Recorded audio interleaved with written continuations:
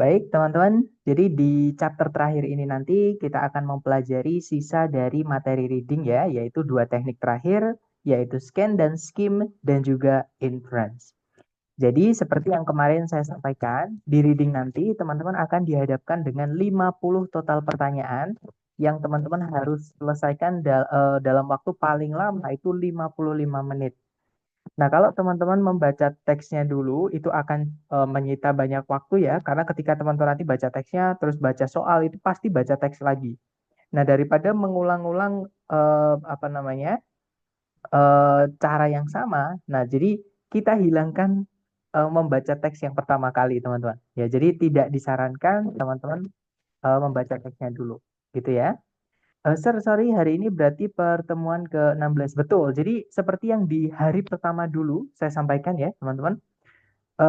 Di reading itu yang harusnya ada 6 chapter itu bisa kita rangkap menjadi 3. Ya, jadi harusnya 6 pertemuan bisa kita lalui dalam waktu 3 pertemuan karena saya menemukan cara yang lebih cepat. Gitu ya, teman-teman. Jadi kita selesai lebih awal nanti seperti itu. Gitu ya. Jadi hari ini kita rangkap hari ke-16 sampai hari ke-19 seperti itu. Gitu ya.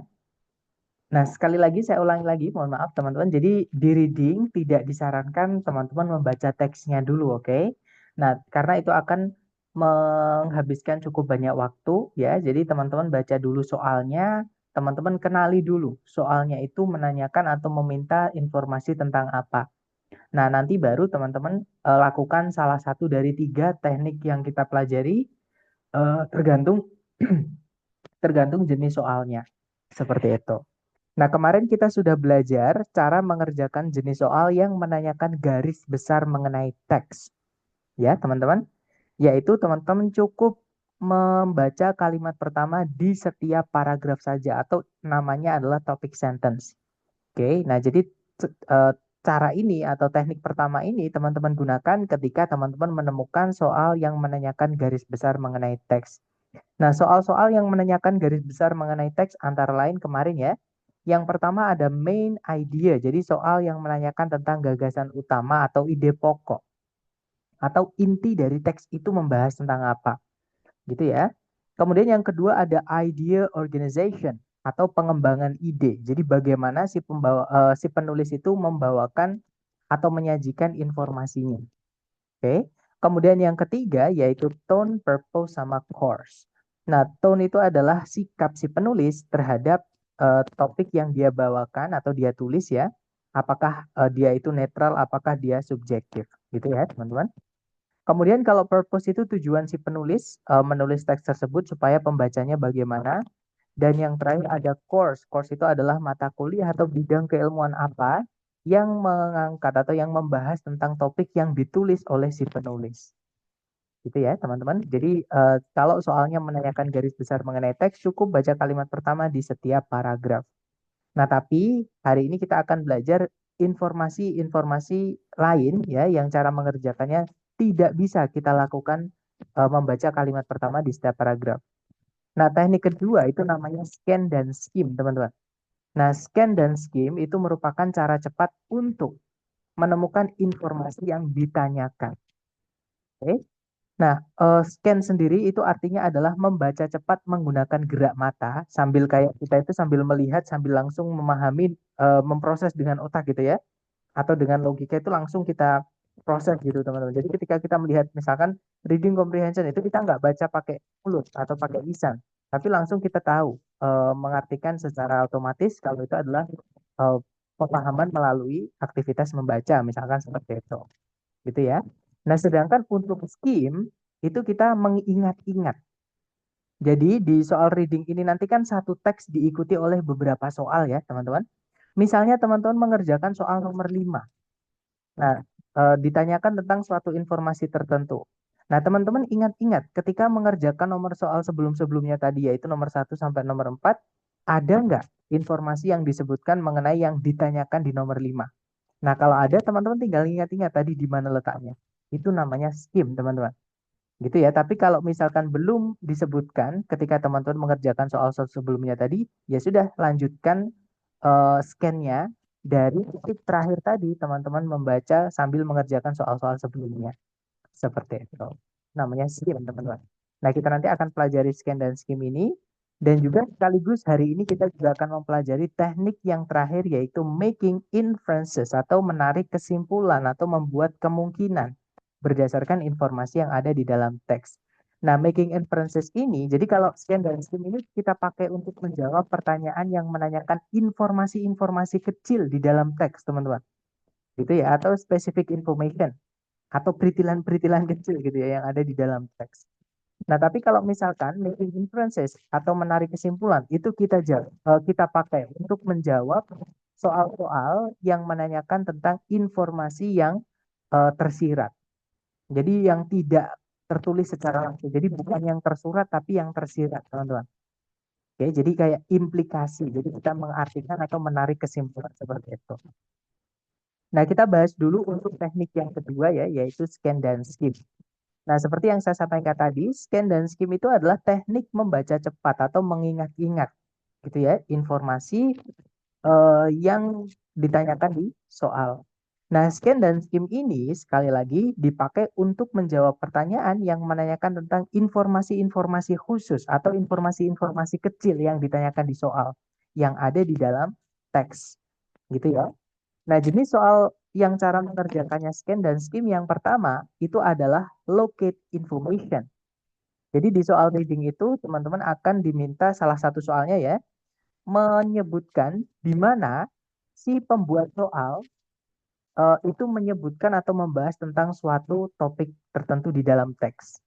Nah, jadi itu letaknya di baris keberapa. Contoh soalnya seperti ini, teman-teman. Nah, soal locate information ini bisa teman-teman kenali dari pilihan A, B, C, D-nya. Jadi kalau pilihan A, B, C, D-nya itu menyebutkan ada line keberapa sampai line keberapa. Nah, itu adalah soal locate information ini. Gitu ya. Nah, seperti biasa kalau di reading teman-teman baca soalnya dulu. Soalnya berbunyi, where in the passage does the author discuss the composition of the meteor? Di mana di dalam teks penulis itu membahas komposisi atau kandungan dari meteor. Nah, teman-teman lakukan scan dan skim, ya. Nah, kalau kita baca secara cepat, karena kan kita nggak mungkin tidak dibunyikan ya. Ini saya bunyikan, tapi sedikit agak cepat, teman-teman ya. Jadi meteor crater ini nama ya, karena hurufnya awalnya besar. Jadi meteor crater nggak perlu ditranslate.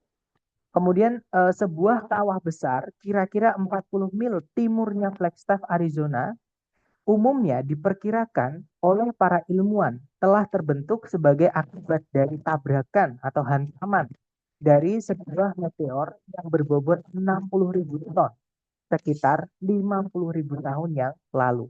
Nah, kita belum menemukan kandungan atau komposisi dari meteor, teman-teman. Lanjutkan bacanya. Meteor tersebut, jadi meteor tersebut yang terbuat dari nikel dan besi. Nah, yang terbuat atau yang tersusun dari berarti ini ngomongin tentang kandungan di dalamnya. Jadi isinya meteor itu apa? Gitu ya, yaitu nikel dan besi. Nah, kalau sudah ketemu seperti ini, teman-teman hitung itu masuknya ke baris keberapa. Nah, biasanya teman-teman akan dimudahkan dengan pemandu di sebelah kiri itu ya. Jadi setiap kelipatan 5 itu teman-teman akan diberikan barisnya. Jadi ini baris 1, 2, 3, 4, 5. 6, 7, 8, 9, 10. 11 nanti 15 ada lagi, 20 ada lagi. Jadi seperti itu teman-teman. Itu untuk memudahkan teman-teman kalau nanti jawabannya ternyata di tengah-tengah. Gitu ya. Nah, kita hitung tadi letaknya di sini ya. Dia terletak di atasnya line kelima, teman-teman. Berarti munculnya di line keempat. Berarti jawabannya adalah yang Bravo. Gitu ya. Jadi penulis itu menyebutkan kandungan dari meteor tersebut itu di line keempat sampai line kelima. Seperti itu, teman-teman. Nah, itulah contoh soal locate information atau teman-teman diminta mencari si penulis, sorry, di mana si penulis menyebutkan suatu pembahasan atau topik atau informasi. Gitu ya. Kemudian, jenis soal kedua yang cara mengerjakannya teman-teman juga gunakan skim dan skim itu adalah, sorry, maaf teman-teman, pronoun reference atau rujukan kata ganti. Nah, jadi kata ganti di dalam bacaan atau di dalam teks itu biasanya nanti juga ditanyakan. Misalnya teman-teman menemukan kata he, dia laki-laki. Nah, dia laki-laki di situ itu maksudnya siapa? Atau misalnya teman-teman menemukan kata it, dia benda gitu ya, yang jumlahnya satu. Nah, it itu kembalinya ke siapa? Kan kata ganti itu pasti menjelaskan benda atau menggantikan benda, teman-teman. Maaf, bukan menjelaskan benda ya, karena itu kata sifat, maaf. Jadi menggantikan suatu benda yang sebelumnya sudah disebutkan atau yang nantinya akan disebutkan. Tapi umumnya biasanya yang sebelumnya disebutkan, teman-teman. Gitu ya. Nah, cara mengerjakannya, teman-teman baca mulai dari kalimat sebelumnya. Gitu ya, dari subjek predikat sebelumnya. Contoh soalnya seperti ini, teman-teman. Soalnya berbunyi, the pronoun they in line 5 refers to. Jadi kata ganti they di line kelima itu merujuk kepada siapa? Nah, they di sini, nanti kalau teman-teman ngambil yang online itu pasti ditebelin seperti ini dan belakangnya itu diwarnai abu-abu ya. Jadi lebih lebih jelas. Jadi teman-teman nggak perlu sulit-sulit mencari. Oke. Nah, seperti yang saya sampaikan tadi, kalau teman-teman menemukan soal yang menanyakan kata ganti, itu merujuknya ke kata benda apa, teman-teman baca dari subjek predikat sebelumnya. Nah, subjek predikat sebelumnya berarti kalimat sebelumnya ya, itu berbunyi, in order to survive, these plants have developed mechanisms to trap insects within their foliage. They have digestive fluids to obtain the necessary nitrogen from the insects. Jadi kalau diartikan, supaya bertahan hidup, tanaman-tanaman ini telah mengembangkan mekanisme untuk menjebak para serangga di dalam bungkus atau daun mereka. Nah, mereka memiliki cairan-cairan pencernaan untuk memperoleh nitrogen yang diperlukan dari para serangga tersebut. Nah, berarti yang memiliki cairan pencernaan untuk mendapatkan nitrogen dari serangga ya yang menjebak serangga tadi ya, teman-teman, yaitu these plants. Oke, nah berarti jawabannya adalah yang bravo. Seperti itu, these plants. Gitu ya. Nah, itu adalah soal pronoun reference. Ini soal pasti keluar, teman-teman. Kalau yang locate information ini, kalau teman-teman ngambil tes yang online, saya belum pernah menemukan. Tapi kalau teman-teman ngambil yang entah itu offline ataupun prediksi, sepertinya masih ada ya, teman-teman. Sepertinya. Oke, tapi saya juga nggak yakin gitu ya. Nah, kita lanjut dulu ke jenis soal berikutnya, yaitu stated details atau unstated detail. Jadi ada dua jenis detail ya untuk jenis soal pertanyaan reading, teman-teman. Yang pertama adalah stated detail atau informasi kecil yang memang tertulis di dalam teks. Stated itu kan dinyatakan atau ditulis, teman-teman. Jadi jawaban teman-teman untuk soal itu nanti ada di dalam teks. Gitu ya. Nah, contoh soal stated detail itu seperti ini, teman-teman. Soalnya berbunyi, the passage indicates that Jamestown. Teks ini menyatakan bahwa Jamestown. Nah, kata kunci atau informasi yang ditanyakan di dalam soal itu adalah Jamestown. Maka teman-teman harus scan dan skim teks untuk menemukan kata Jamestown ini, teman-teman. Nah, Jamestown itu disebutkan di kalimat pertama di akhir-akhir. Nah, berarti kita baca kalimat pertama ya. Di situ kalimat pertama berbunyi, Williamsburg merupakan sebuah kota tua di Virginia yang didirikan oleh para penjajah Inggris, sorry bukan penjajah, pendatang gitu ya. Pendatang Inggris di tahun 1633, yaitu 26 tahun setelah koloni Inggris permanen pertama di Amerika didirikan di Jamestown. Nah, berarti Jamestown itu didirikan di tahun 1607, teman-teman. Ya, jadi 26 tahun sebelumnya Williamsburg. Oke, baru 26 tahun berlalu, Williamsburg dibangun di tahun 1633, seperti itu. Nah, kita cek ABCD ya. Yang alfa didirikan di tahun 1633. Nah, yang didirikan di tahun 1633 tadi bukan Jamestown ya, teman-teman, tapi Williamsburg.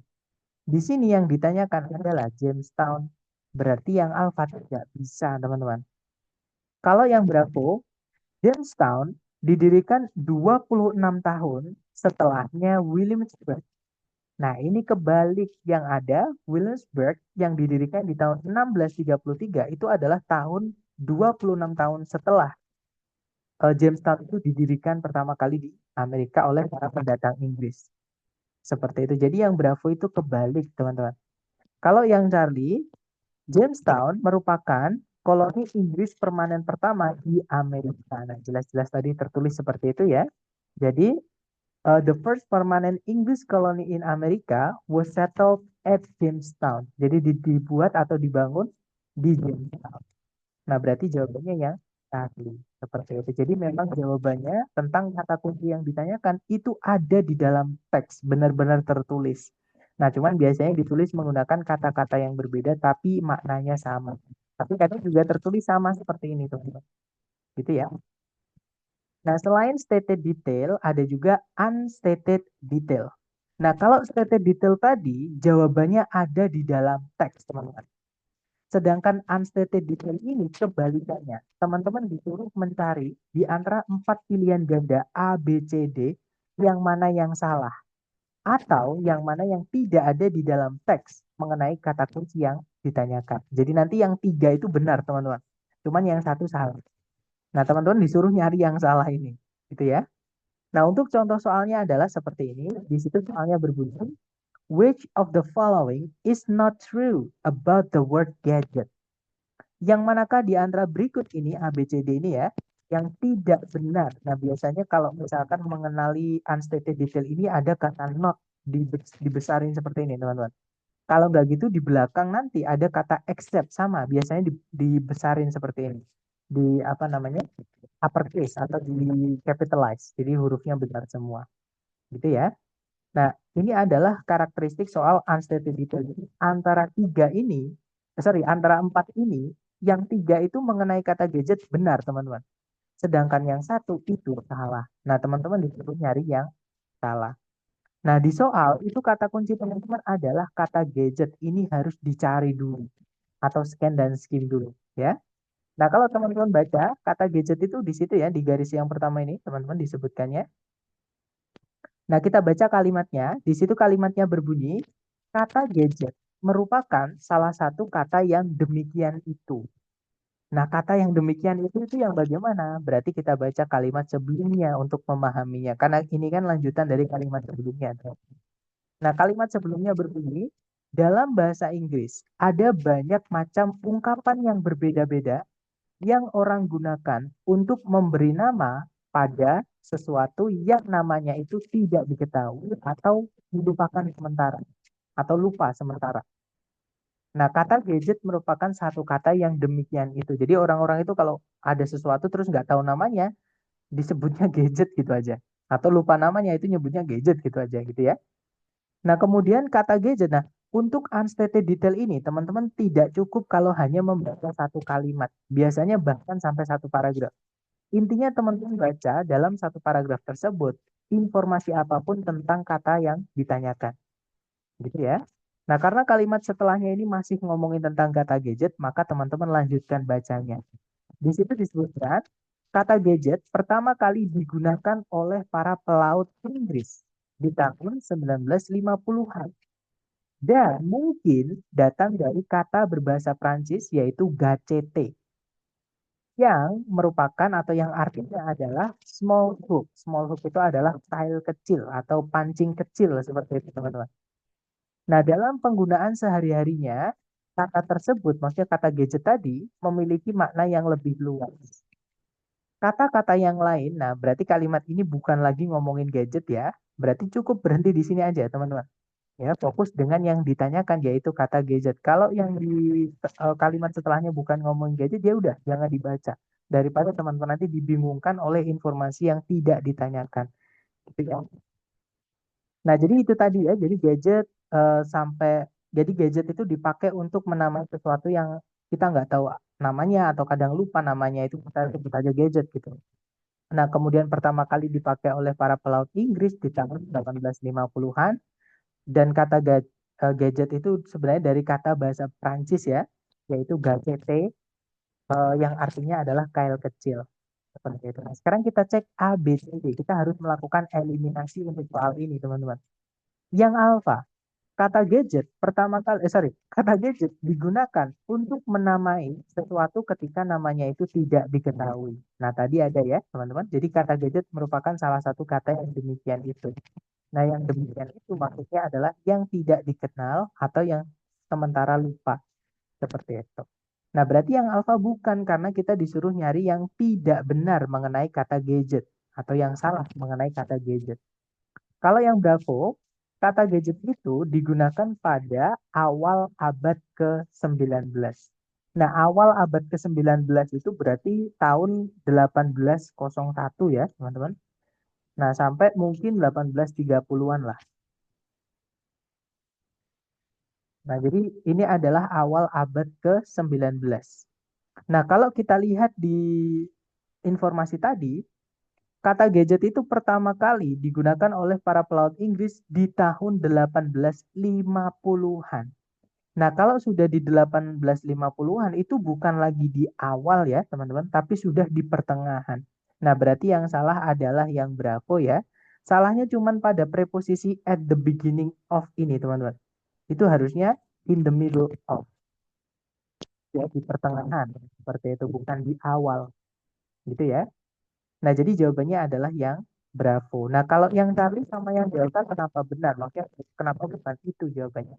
Kalau yang Charlie itu berbunyi, kata gadget itu kemungkinan besar datang dari sebuah kata dalam bahasa Prancis. Nah, tadi ada probably came from the French word yaitu gacete. Jadi kata gadget itu dari bahasa Prancis yaitu gacete, teman-teman. Nah, berarti yang Charlie bukan ya karena memang seperti itu adanya. Kalau yang Delta, penggunaan pertama kalinya yang diketahui itu ada oleh para pelaut Inggris. Nah, tadi juga ada di sini, teman-teman. Jadi pertama kali digunakan oleh para pelaut Inggris. Seperti itu. Nah, berarti bukan yang Delta ya. Fix jawabannya adalah yang Bravo, bahwa kata gadget pertama kali digunakan di awal abad ke-19, padahal di pertengahan. Seperti itu. Oke, nah itu adalah unstated detail. Memang agak panjang, teman-teman ya, untuk terus unstated detail ini karena yang dibaca tidak cukup hanya satu kalimat. Ya. Nah, kemudian jenis soal terakhir yang cara mengerjakannya juga menggunakan scan dan skim itu adalah soal tentang vocabulary atau pertanyaan mengenai kosakata. Jadi di soal reading itu ada jenis-jenis soal yang menanyakan tentang sinonim suatu kata, teman-teman, yang ditulis di dalam teks. Gitu ya. Nah, tapi kalau teman-teman sudah tahu arti dari kata yang ditanyakan dan juga di pilihan ganda itu tidak ada sinonim lain, hanya satu sinonimnya, tidak perlu baca teks, tidak apa-apa. Teman-teman langsung pilih aja sinonim satu-satunya itu. Itu sudah pasti benar, teman-teman. Gitu ya. Nah, tapi kalau siapa tahu teman-teman tidak tahu kata yang ditanyakan, bisa menggunakan cara yang kita pelajari ini. Yaitu teman-teman baca mulai dari kalimat sebelum kata itu disebutkan, sampai kalimat setelah kata itu disebutkan. Jadi nanti ada 3 kalimat yang teman-teman baca. Kalimat sebelumnya, kalimat yang mengandung kata tersebut, dan juga kalimat setelahnya. Nah, kenapa kok seperti itu? Karena istilah yang ditanyakan itu biasanya adalah penyederhanaan dari penjelasan panjang yang sebelumnya disebutkan, teman-teman. Jadi sebelumnya ada penjelasan panjang gitu ya. Kemudian disederhanakan menggunakan suatu istilah di kalimat setelahnya. Nah, tapi juga kadang kebalikannya. Jadi istilahnya dulu, nah nanti penjelasannya itu ada di setelahnya, kalimat setelahnya. Nah, makanya tips dari saya, kita nggak bisa memprediksi apakah penjelasannya di sebelum atau di setelahnya. Maka teman-teman baca ketiganya aja, seperti supaya aman gitu ya. Nah, jadi kebetulan di sini kan soalnya adalah an incumbent. Jadi kata incumbent di line pertama itu kemungkinan besar adalah incumbent ini ya. Nah, kan berarti kalimat sebelumnya nggak ada, teman-teman. Berarti cukup teman-teman baca kalimat yang mengandung kata itu dan juga kalimat setelahnya. Nah, di situ berbunyi, dalam suatu pemilihan pemerintahan, incumbent itu umumnya memiliki keuntungan yang kuat di atas pendatang baru atau melawan pendatang baru. Nah, berarti incumbent itu lawan dari pendatang baru, teman-teman. Berarti pendatang lama gitu ya. Nah, kemudian di kalimat setelahnya itu disebutkan seseorang yang sudah berada di kursi pemerintahan dan juga oleh karena itu yang memiliki pengaruh kepentingan tertentu atau pengaruh tingkat pengaruh tertentu gitu ya, itu memiliki peluang yang lebih baik untuk terpilih daripada orang yang tidak diketahui atau tidak dikenal bagi para elektorat atau para pemilih. Nah, berarti incumbent itu yang memiliki keuntungan yang lebih kuat daripada pendatang baru merupakan orang yang sudah berada di kursi pemerintahan dan oleh karena itu memiliki tingkat pengaruh tertentu. Gitu ya, teman-teman. Nah, jadi jawaban yang paling tepat incumbent itu adalah yang delta. A current office holder. Jadi seorang pemangku apa? Office itu di sini maksudnya kursi pemerintahan saat ini atau saat itu gitu ya, teman-teman. Nah, jadi kalau yang alpha kenapa salah? Yang alpha itu special type of election. Sejenis pemilihan tertentu atau khusus. Nah, pemilihan kan bukan manusia ya, teman-teman. Sedangkan incumbent tadi itu dibandingkan dengan manusia, yaitu pendatang baru. Nah, berarti incumbent juga manusia. Kemudian di kalimat setelahnya itu dijelaskan. A person. Jadi dia itu manusia. Nggak mungkin jenis pemilihan itu manusia. Gitu ya. Kalau yang Bravo, a political party. Partai politik. Nah, kalau partai politik itu adalah suatu organisasi gitu ya, teman-teman. Kalau anggotanya manusia. Tapi kalau partai itu kan suatu konsep gitu ya. Atau apa ya, suatu sama kayak kelas 1A misalnya. Itu kan benda mati juga. Nah, tapi kalau murid-muridnya atau guru-gurunya yang di situ itu dia adalah manusia. Tapi di sini kan party itu kan atau partai kan benda mati. Jadi Bravo bukan. Apalagi yang cari a beneficial comment. Jadi komentar yang menguntungkan. Nah, komentar kan benda mati ya, teman-teman. Jadi bukan komentar seperti itu. Nah, mungkin sebelum kita ke latihan, adakah teman-teman yang pengen ditanyakan dulu? Boleh di unmute teman-teman ya, atau ditulis juga nggak apa-apa. Silahkan kalau ada pertanyaan ya. Tanyakan.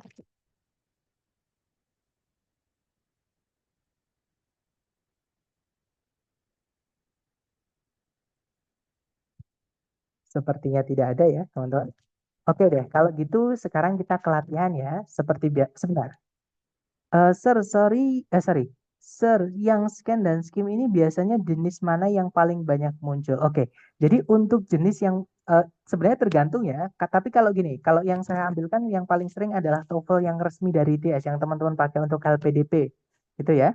Yang paling sering keluar adalah satu perenang referen, yang kedua, sorry, yang satu adalah TT detail, teman-teman.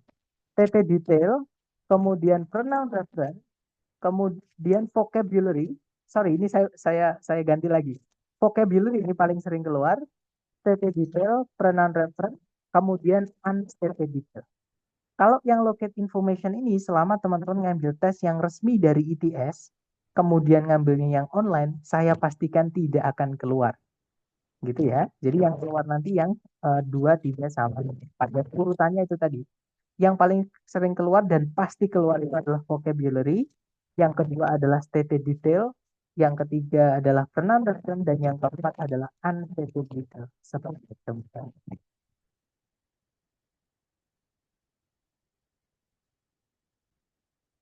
Gitu.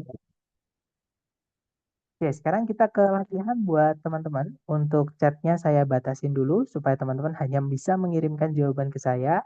Dan untuk mic-nya saya mute dulu. Mohon maaf teman-teman supaya tidak ada suara bocor dan teman-teman bisa lebih berkonsentrasi. Silahkan dicoba dulu, jangan takut salah.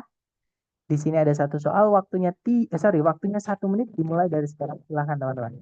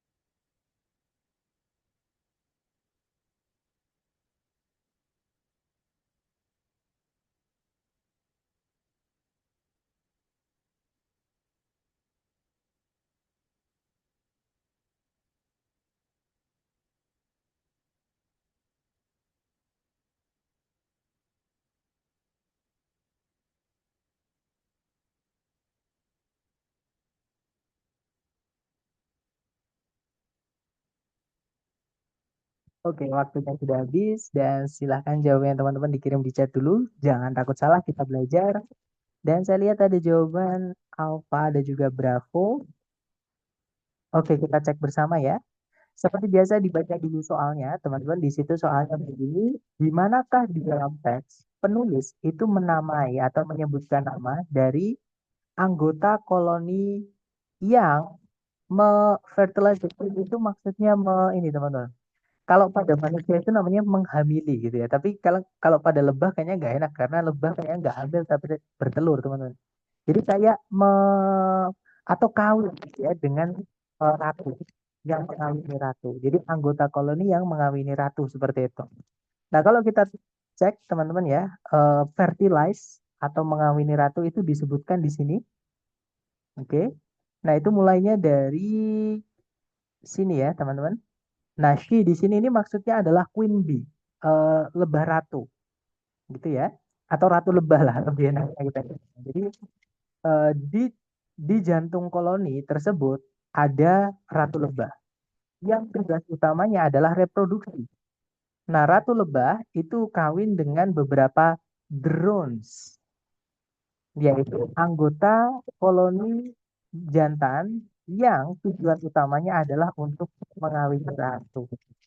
Nah, pertanyaannya tadi, di mana penulis menyebutkan anggota koloni yang mengawini ratu? Ya, berarti di sini, teman-teman ya. Kita hitung sekarang itu masuknya ke line keberapa. Ini line satu, ini line 2, ini line 3, ini line 4, ini line 5. Nah, teman-teman cari yang menyebutkan yang ada line 5-nya. Nah, berarti jawabannya adalah yang berapa, teman-teman. Gitu ya. Jadi line 4 sampai line kelima. Oke, lanjut lagi ke nomor berikutnya. Sama, jangan takut salah. Nanti kita bahas bareng. Waktunya 1 menit dimulai dari sekarang. Silahkan, teman-teman.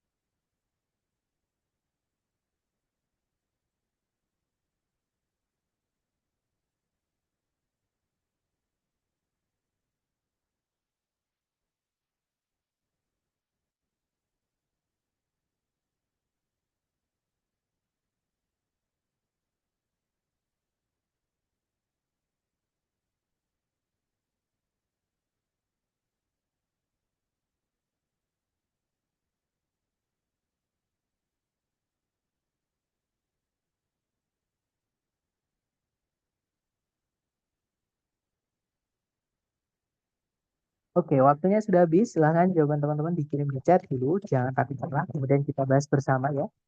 Dan saya lihat ada jawaban Bravo, ada juga jawaban Alpha.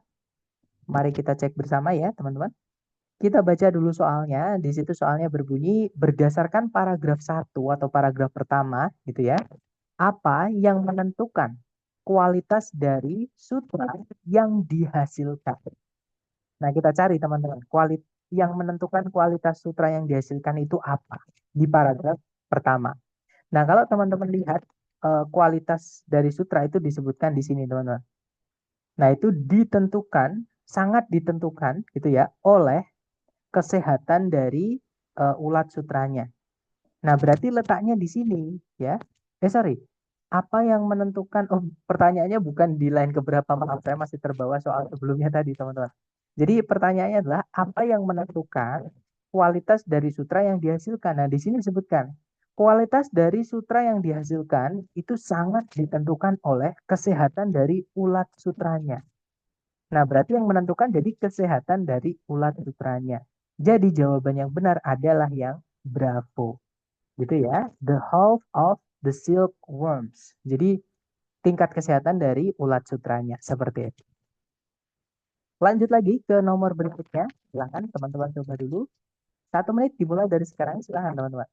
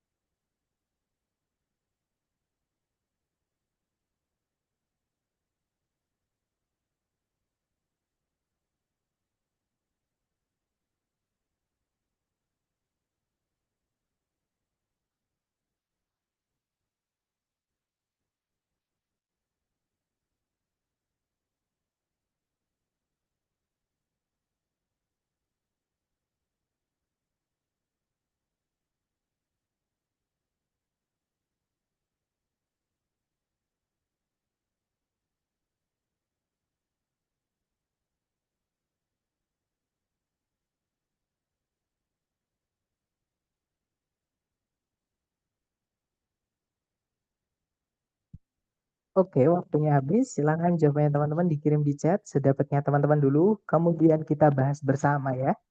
Dan saya lihat ada jawaban delta, ada juga alpha. Oke, antara alpha atau delta, mari kita cek bareng teman-teman. Kita baca dulu soalnya. Di situ soalnya begini.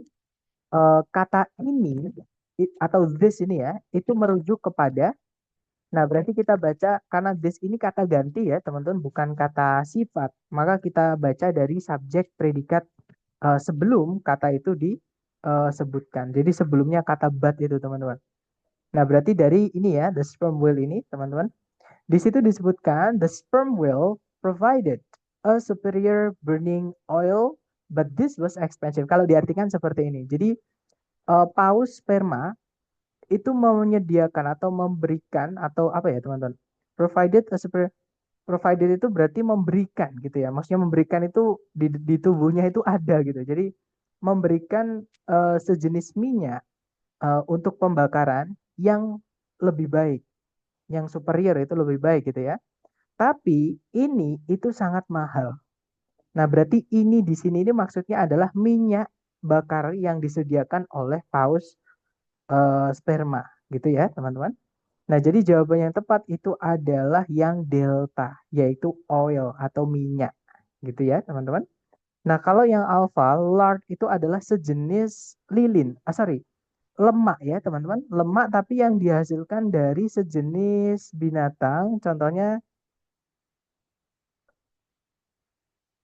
Nah, ini teman-teman. Jadi lard ini dibuat dari apa ya, teman-teman? Jadi lard itu biasanya dibuat dari kalau yang saya dari game ya, teman saya dapat dari game dulu itu dari sejenis babi, kemudian pokoknya hewan-hewan yang atau babi rusa seperti itu yang memiliki lemak lah gitu, lemak besar gitu. Nah, itu di darat, hewan darat ya, teman-teman. Terus biasanya dipakai untuk alat bakar seperti itu, teman-teman, atau minyak bakar seperti itu. Iya, betul, lemak babi gitu ya, teman-teman.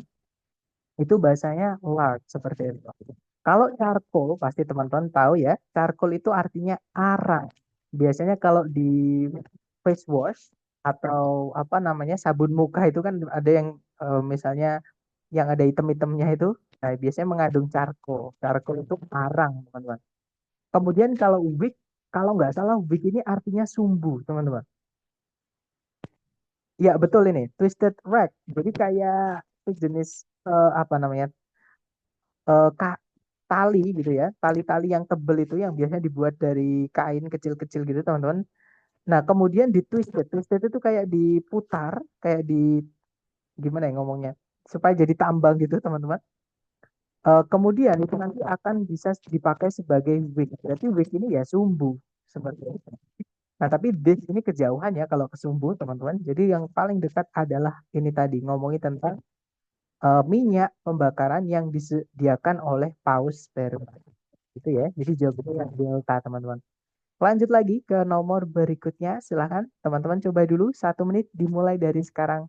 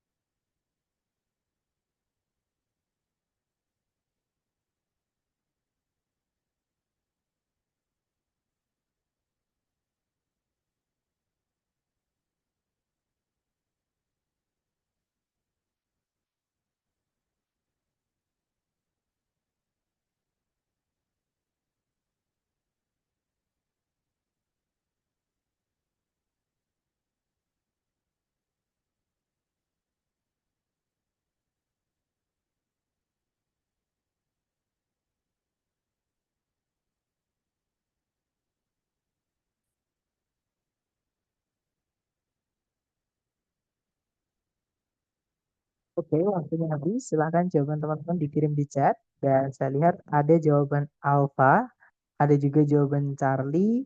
Oke, kita cek bareng ya, teman-teman. Kita baca dulu soalnya. Di situ soalnya berbunyi, kata resemble itu paling mendekati maknanya dengan Nah, resemble itu kalau teman-teman tahu artinya adalah menyerupai, teman-teman. Gitu ya. Jadi cari ABCD yang artinya adalah menyerupai atau yang mirip gitu ya. Nah, jadi jawabannya yang tepat adalah yang Charlie, teman-teman. Was similar to. Jadi mirip dengan gitu ya. Kalau yang alpha itu terbuat dari. Kalau yang Bravo sama harganya dengan, maksudnya harganya itu sama mahalnya dengan, gitu ya. Kalau yang delta itu terdengar mirip dengan atau terdengar sama dengan, gitu ya. Nah, resemble itu lebih ke wujudnya, bukan ke suaranya, gitu ya. Nah, jadi jawabannya adalah yang tadi. Resemble artinya menyerupai, gitu ya. Lanjut ke nomor berikutnya, Mas. Dicoba dulu 1 menit, dimulai dari sekarang, silakan.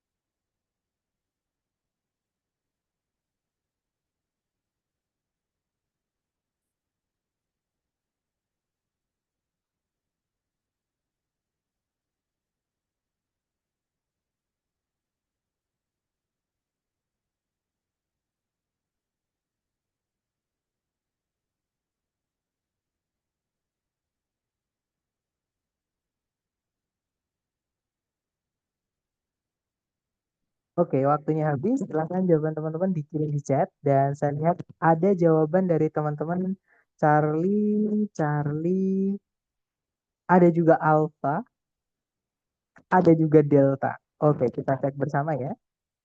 Di situ soalnya berbunyi, according to paragraph 3, all of the following are true about engraving, except. Nah, ini memang agak sulit ya, teman-teman, karena istilah-istilah. Jadi, berdasarkan paragraf ketiga, semua di antara berikut ini benar mengenai engraving kecuali paragraf 3, teman-teman ya. Nah, kita baca informasi apapun tentang engraving, oke?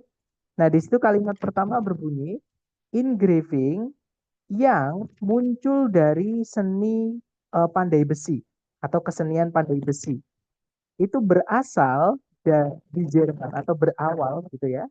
Pertama kali muncul di Jerman dan Italia bagian utara di pertengahan abad ke-15. Nah, engraving ini merupakan sebuah proses intaglio dari bahasa Italia, yaitu intagliare, artinya to carve. To carve itu artinya mengukir, teman-teman. Nah, jadi gambar yang di insight itu kayak diiris atau diukir gitu, ke dalam sebuah piringan logam yang dipoles dengan sangat baik. Biasanya itu logamnya itu terbuat dari koper atau tembaga dengan sebuah alat potong atau namanya burin, teman-teman. Nah, jadi burin itu dipakai untuk memotong, sebenarnya bukan memotong ya, tapi menulis di lempengan metalnya tadi, lempengan logamnya tadi. Nah, senimannya itu menintai atau memberikan tinta ke piringannya dan mengelapnya dengan bersih sehingga beberapa tinta itu tetap tersisa di goresan-goresan yang diiris. Maksudnya plate-nya tadi kan diiris gitu, membuat tulisan atau gambar gitu, teman-teman. Nah, ketika plate-nya itu dikasih tinta terus dilap, tintanya itu yang dimasuk ke dalam irisan itu kan nggak bisa hilang karena kecil banget seperti itu, gitu ya. Nah, kemudian an impression yaitu kesan, sebuah sebuah kesan atau maksudnya sebuah gambar gitu ya. Itu dibuat di eh, kertas yang dam itu yang basah, agak basah gitu ya. Di sebuah mesin cetak, di sebuah mesin cetak dengan tekanan yang cukup atau yang memadai yang diberikan sehingga kertas tersebut itu akan mengangkat tintanya seperti itu. Nah, berarti mengelapnya itu pakai kertas basah tadi, teman-teman ya. Nah, sekarang kita cek A, B, C, D. Yang alpha, it developed from the art of the goldsmiths. Jadi, engraving itu berkembang atau muncul dari kesenian goldsmith. Goldsmith itu pandai besi. Nah, tadi ada ya teman-teman di sini. Jadi, engraving itu yang muncul dari seni pandai besi. Nah, berarti yang alpha bukan jawabannya karena kita disuruh mencari yang salah atau yang accept. Ini unstated detail, teman-teman.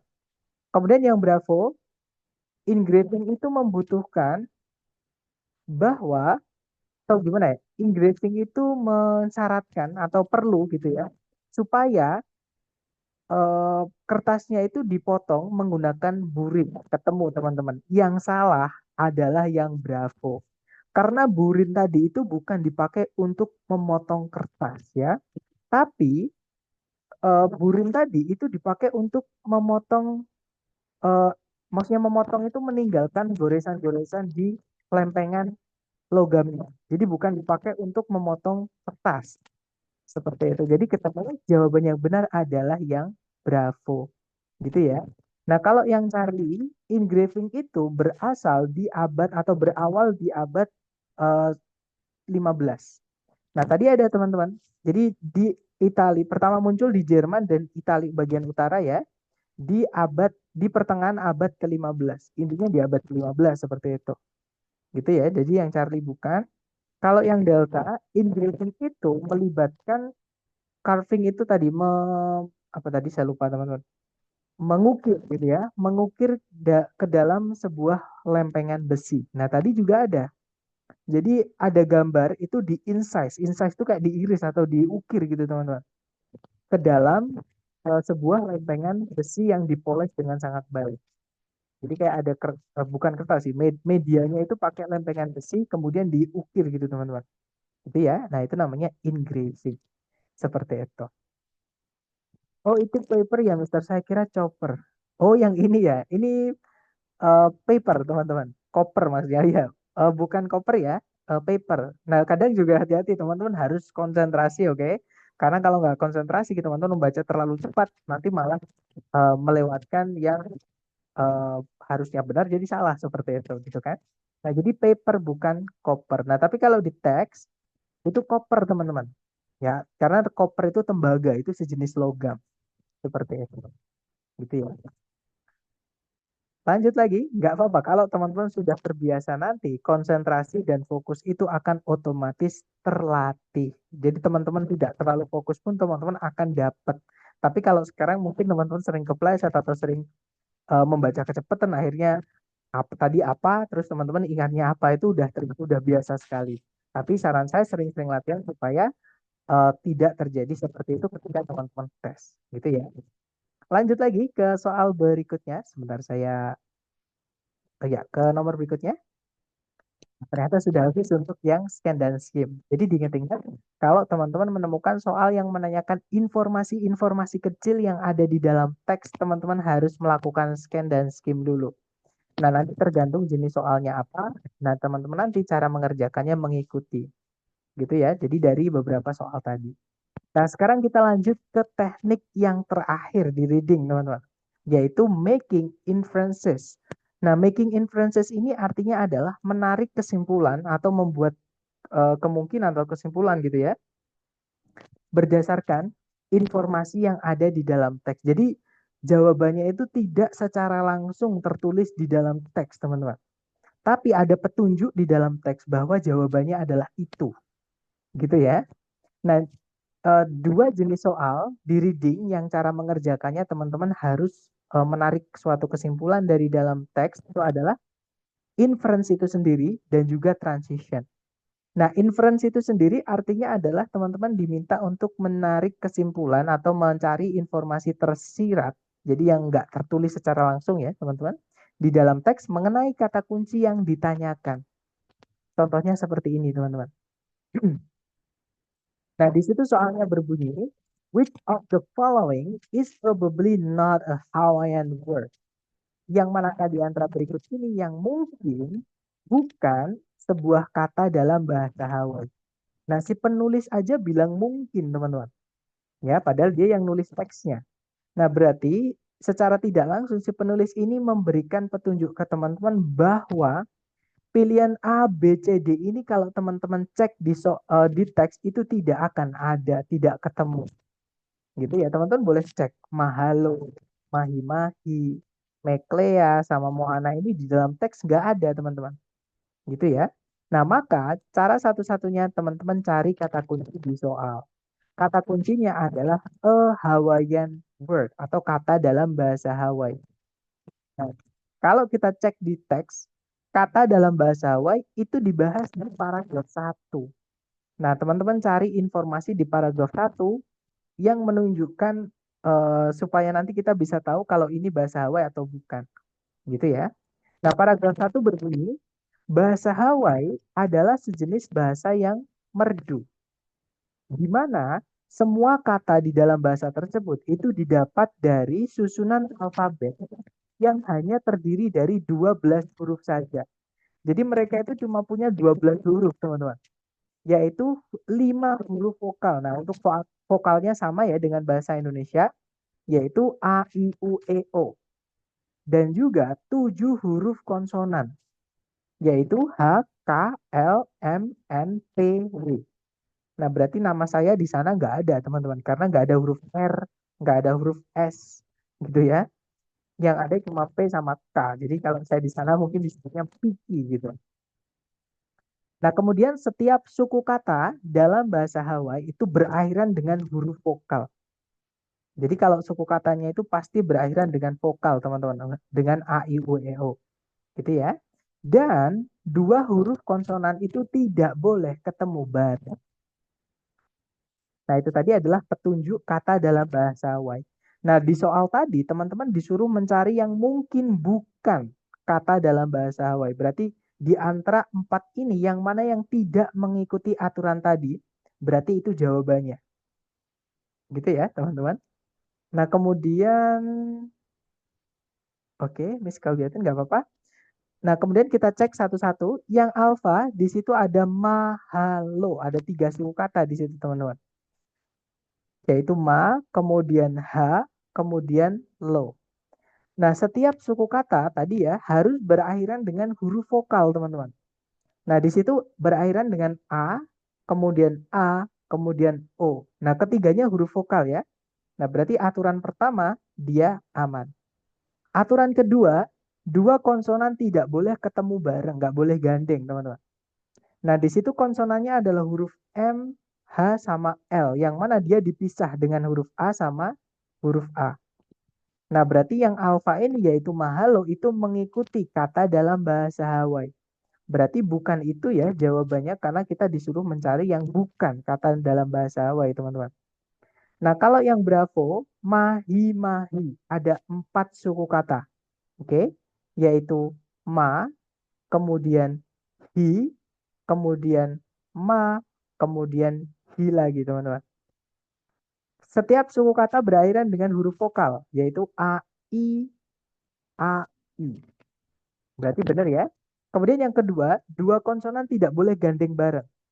Nah, itu kan ada M, H, yang mana mereka terpisah dengan huruf vokalnya. Ya kan, alias nggak ketemu langsung, nggak gandeng, teman-teman. Nah, berarti yang bravo ini juga kemungkinan kata dalam bahasa Hawaii. Ya kan? Nah, yang Charlie inilah, teman-teman. Di situ ada garis bawahnya ya, yaitu huruf K sama L. Nah, Meklea itu ada 3 suku kata, yaitu me, kemudian kle, kemudian a. Nah, setiap suku kata berakhiran dengan vokal a. Ya kan? Semuanya berakhiran dengan vokal, jadi nggak ada masalah. Nah, masalahnya yang kedua, dua konsonan itu tidak boleh gandeng. Sedangkan Meklea di situ ada huruf K sama huruf L yang gandeng. Yang mana huruf K sama huruf L itu adalah dua huruf konsonan, teman-teman. Nggak boleh gandeng kalau dalam bahasa Hawaii. Gitu ya. Nah, berarti yang kemungkinan bukan kata dalam bahasa Hawaii adalah Meklea karena dia tidak mengikuti aturan bahasa Hawaii. Seperti itu. Nah, itu adalah jenis soal yang apa namanya? Inference tadi atau menarik kesimpulan. Seperti itu, teman-teman. Gitu ya. Nah, kemudian jenis soal kedua yang cara mengerjakannya, maaf teman-teman, yang cara mengerjakannya teman-teman juga harus melakukan eh, inference atau membuat kesimpulan atau menebak gitu ya. Itu adalah transition. Nah, transition ini teman-teman nanti disuruh nebak kira-kira kalau misalnya teman-teman misalnya di teks itu kan sudah ada paragraf ya, misalnya ada 2 paragraf katakanlah. Nah, kemudian teman-teman itu biasanya akan disuruh menebak kalau, maaf teman-teman, kalau sebelumnya teks ini kalau dimasukkan 1 paragraf lagi, atau setelahnya teks ini kalau dimasukkan 1 paragraf lagi, nah paragrafnya itu nanti akan membahas tentang apa. Nah, cara mengerjakannya cukup mudah, teman-teman. Ya, jadi setiap bacaan, setiap paragraf itu harus ada namanya kohesi sama koheren. Walaupun topiknya nanti ada pecah gitu ya. Maksudnya pembagian topik itu nanti tiap paragraf pasti ada perbedaan, teman-teman. Tapi juga harus ada yang nyambungin. Supaya tidak tiba-tiba berubah topiknya, jeglek gitu ya. Jadi nggak boleh tiba-tiba berubah, teman-teman. Nah, itulah yang disebut dengan transisi.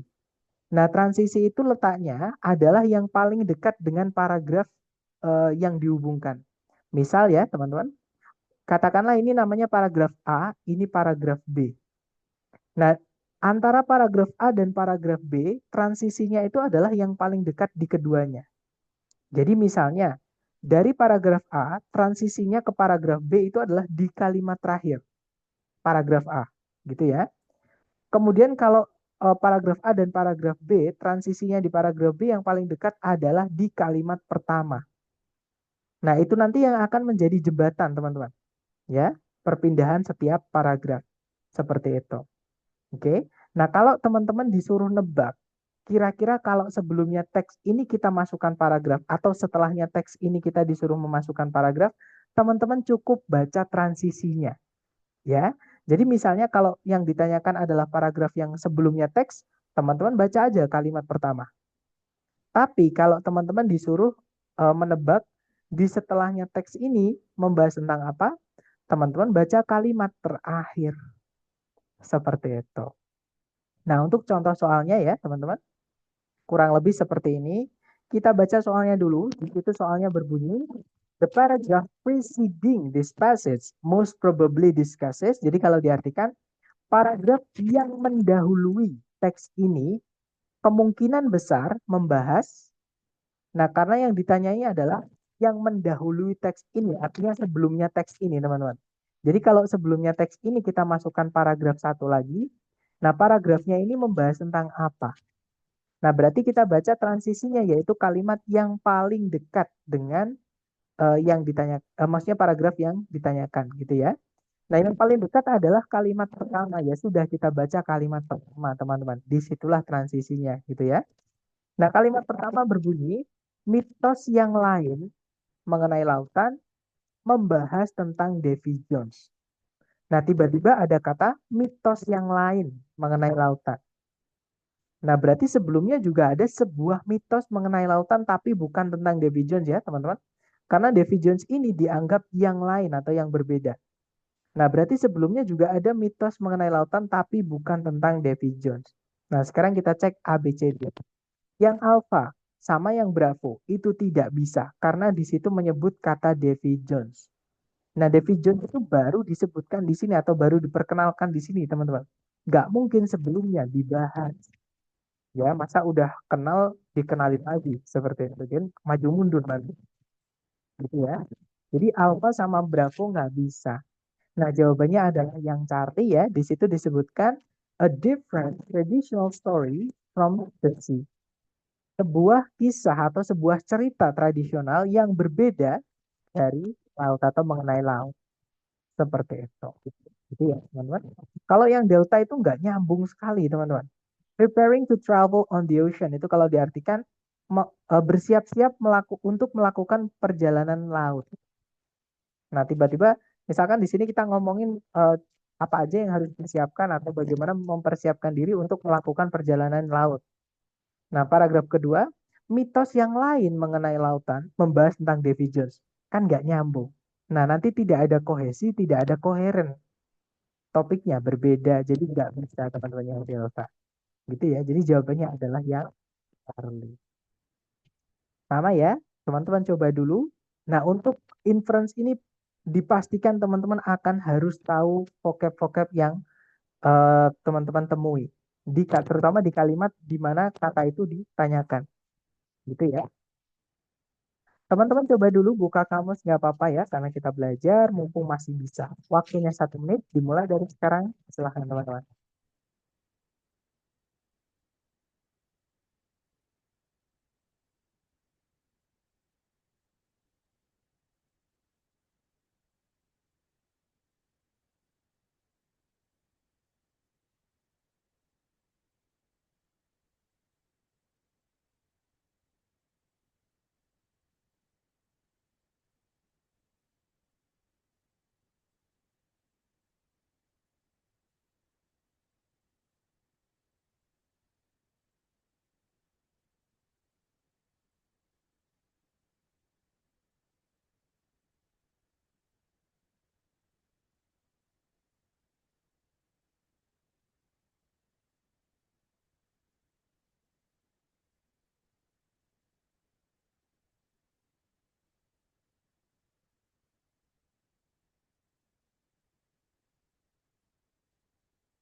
Oke guys, waktunya habis. Silahkan jawaban teman-teman dikirim di chat ya. Kemudian kita bahas bersama.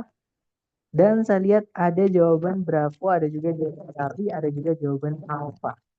Oke, Alpha, Bravo, atau Charlie. Mari kita bahas bersama teman-teman. Di situ soalnya berbunyi, the paragraph preceding this passage most probably discusses. Jadi paragraf yang mendahului teks ini kemungkinan besar itu membahas tentang apa? Nah, karena yang ditanyakan adalah paragraf yang mendahului alias paragraf sebelumnya teks ini. Itu membahas tentang apa? Berarti kita baca transisinya atau kalimat yang paling dekat, yaitu kalimat pertama, teman-teman. Kalimat pertama berbunyi, alga merupakan sejenis bentuk kehidupan primitif, yaitu sebuah organisme bersel satu atau bersel banyak yang sederhana yang mampu untuk melakukan proses fotosintesis. Nah, berarti intinya alga ini semacam kehidupan semacam bentuk kehidupan purba atau primitif gitu ya, teman-teman. Nah, berarti karena alga ini merupakan salah satu contoh atau salah satu dari eh, bentuk kehidupan purba, nah sebelumnya ini pasti nggak jauh-jauh ya, teman-teman. Teman-teman tarik kesimpulan yang lebih umum dari informasi ini. Nah, karena alga ini salah satu jenis atau bentuk kehidupan purba, berarti sebelumnya ini pasti si penulis ini membicarakan tentang bentuk-bentuk kehidupan purba. Yang mana salah satunya adalah alga ini. Jadi menyempit gitu teman-teman, semakin ke bawah. Gitu ya. Nah, kita cek A, B, C, D. Yang alfa, kondisi untuk alga hijau untuk bisa bertahan hidup. Nah, bukan ya teman-teman. Alga hijau itu hanya dibahas di paragraf ini. Dan kalau kita anggap paragraf sebelumnya itu ngomongin tentang alga hijau, nanti maju mundur. Di sini alga hijau sudah dibahas, ngomongin tentang alga secara luas, di sini alga hijau dibahas lagi. Nanti jadi maju mundur, teman-teman. Jadi yang alfa nggak bisa ada pengulangan atau pemborosan informasi. Gitu ya. Kalau yang Bravo, berbagai macam kegunaan dari alga dalam banyak aplikasi atau dalam banyak penggunaan. Bukan ya, teman-teman, karena nggak nyambung di sini ngomongin tentang kegunaan-kegunaan alga. Padahal alga itu baru dibahas di sini, baru diperkenalkan di sini. Jadi sebelumnya itu nggak boleh ngomongin tentang alga, teman-teman. Gitu ya. Jadi yang Bravo juga bukan. Kalau yang Charlie, traits itu artinya karakteristik atau sifat-sifat gitu ya. Jadi karakteristik atau sifat-sifat umum dari bentuk-bentuk kehidupan purba. Nah, ketemu teman-teman. Jawabannya kemungkinan adalah yang Charlie. Kita tahan dulu ya. Kalau yang Delta, dampak-dampak dari aktivitas manusia tiba-tiba. Ketika kita membaca kalimat pertama tadi, nggak ada teman-teman ngomongin aktivitas manusia ya kan? Dan juga dampaknya terhadap alga kan nggak ada. Jadi bukan yang Delta teman-teman. Jawabannya adalah yang Charlie ya. Jadi di paragraf sebelumnya teks ini, si penulis itu kemungkinan besar akan menulis tentang karakteristik-karakteristik bentuk-bentuk kehidupan purba secara umum seperti itu atau karakteristik-karakteristik umumnya dari bentuk-bentuk kehidupan purba. Nah, salah satu bentuk kehidupan purba adalah alga ini. Nah, jadi menyempit gitu, semakin ke bawah itu pasti menyempit, teman-teman. Gitu. Lanjut, jadi jawabannya yang Charlie ya, teman-teman. Lanjut ke nomor berikutnya, silahkan teman-teman coba dulu 1 menit dimulai dari sekarang, silahkan teman-teman.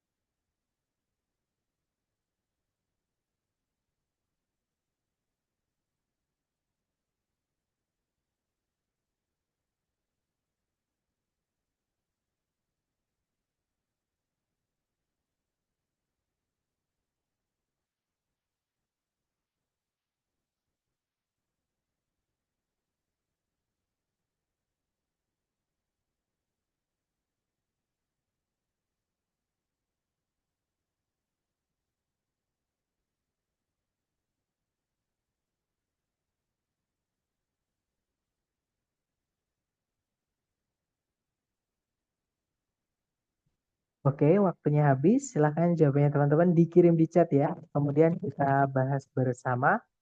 Jangan takut salah, kita bahas bersama teman-teman. Nah, saya lihat ada jawaban Alfa, ada juga Draco, ada juga Charlie. Ya, kita cek bersama. Kita baca dulu soalnya. Di situ soalnya berbunyi, bisa ditarik kesimpulan dari dalam teks bahwa limestone, sorry, deposit itu apa ya teman-teman? Tumpukan gitu ya, atau ya intinya kandungan-kandungan yang semakin banyak gitu ya dari limestone itu berperan sebagai dasar dari. Nah, jadi teman-teman disuruh mencari peran dari limestone ini sebagai dasar dari apa, gitu ya. Nah, kalau kita lihat limestone itu disebutkan di paragraf terakhir, teman-teman. Gitu ya. Nah, kita baca kalimatnya. Jadi mulai kalimat ini ya, atau karena paragrafnya sedikit, kita baca satu paragraf nggak apa-apa biar teman-teman lebih eh, yakin atau lebih paham gitu ya. Di situ disebutkan red algae atau alga merah atau namanya rhodophyta atau alga api gitu ya. Itu merupakan sejenis organisme yang lemah, yang kecil gitu ya, yang ditemukan di perairan dalam dari daerah-daerah subtropis, di mana alga merah ini seringkali tumbuh dengan koral atau terumbu karang gitu teman-teman. Nah, jenis alga ini memiliki peran penting dalam pembentukan terumbu karang karena dia atau alga merah itu siklus-siklus itu membuang gitu teman-teman atau mengeluarkan lime, kalau kita artikan kan lemon gitu ya, lime itu atau ya ini sejenis lime gitu teman-teman, dari air laut untuk foster itu untuk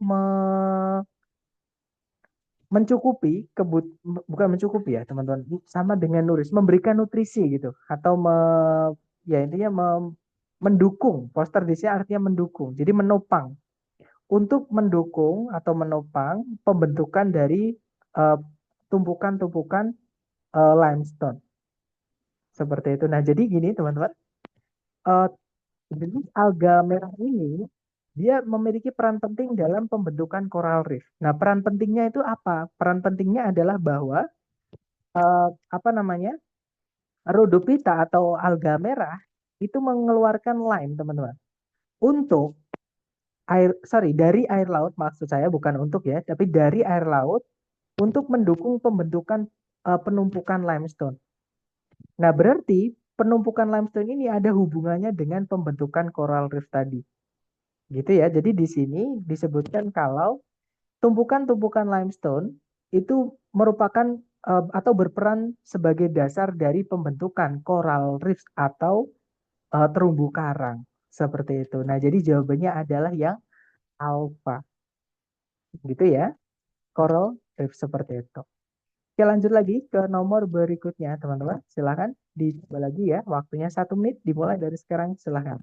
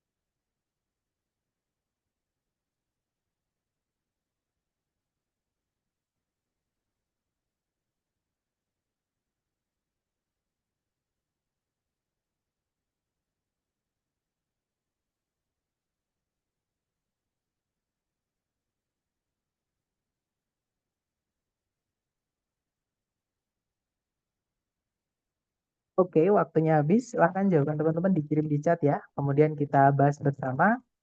Dan saya lihat ada jawaban delta, delta, delta, semuanya sepertinya menjawab delta. Mari kita cek bersama ya, teman-teman. Jadi paragraf yang mengikuti teks ini kemungkinan membahas tentang apa? Nah, berarti teman-teman disuruh nebak nih. Kalau di setelahnya teks ini kita masukkan paragraf lagi, paragraf ini membahas tentang apa? Dan saya lihat teman-teman semua jawabannya benar, yaitu yang delta. Nah, cara mengerjakan soal ini mengenai tebak-menebak paragraf setelahnya ini tidak bisa menggunakan cara yang kita pelajari tadi ya, karena memang jenis teksnya beda, teman-teman. Jadi jenis teks ini adalah menyebutkan apa namanya jenis-jenisnya, gitu ya. Jadi alga itu jenisnya adalah blue green algae, itu yang pertama ya. Yang kedua ada green algae, yang ketiga ada brown algae, yang keempat ada red algae. Nah, berarti setelahnya ini nanti pasti juga diikuti pola yang sama. Jadi pasti ngomongin tentang salah satu jenis alga yang lain, gitu ya. Nah, berarti betul jawabannya yang delta, another type of algae and its characteristics. Jadi jenis yang lain dari alga dan karakteristik-karakteristiknya. Seperti itu, teman-teman. Nah, itu tadi adalah materi tentang reading yang terakhir ya. Jadi ada scan dan skim atau membaca cepat atau mencari cepat informasi yang ditanyakan. Nah, itu teman-teman pakai untuk menjawab soal-soal informasi kecil. Dan juga making inference atau menarik kesimpulan tadi, teman-teman gunakan ketika teman-teman disuruh nebak. Jadi ada kata probably itu, gitu ya, disuruh nebak seperti itu. Nah, sambil saya absen nih, kalau teman-teman ada pertanyaan boleh di unmute. Sebentar, teman-teman. Silahkan, boleh di unmute sambil saya absen ya.